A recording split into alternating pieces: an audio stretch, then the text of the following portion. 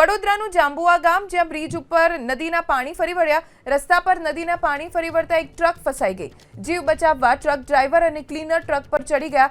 Fire બ્રિગેડની ટીમે truck driver અને ક્લીનરને rescue કર્યા, પણ ટ્રક આખી પાણીમાં ડૂબી ગઈ. દ્રશ્ય આપ જોઈ રહ્યા છો.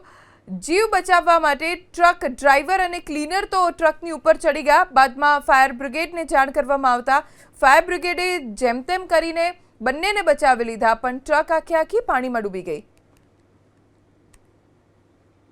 જાંબુઆ ગામના આ દ્રશ્યો છે, જેમાં ટ્રક પાણીમાં ફસાઈ ગઈ. અચાનક જ પાણીનો પ્રવાહ વધ્યો. રસ્તા ઉપર નદીના પાણી આવી ગયા અને ત્યારબાદ બોટની મદદથી ફાયર વિભાગના અધિકારીઓ પહોંચ્યા.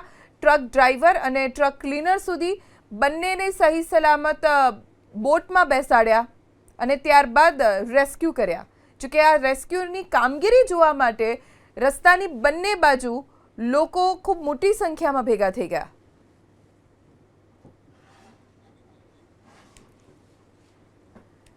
જાંબુઆ ગામના બ્રિજ ઉપરથી ટ્રક જ્યારે પસાર થઈ રહ્યો હતો, ત્યારે અચાનક જ નદીના પાણી ફરી વળ્યા. એક ટ્રક તેમાં ફસાઈ ગયો, જેમાં ડ્રાઈવર અને ક્લીનર બંને હતા. જોકે જીવ બચાવવા માટે જેમ તેમ કરીને બંને ટ્રકની ઉપર ચડી જતા બંનેને રેસ્ક્યુ કરવામાં આવ્યા.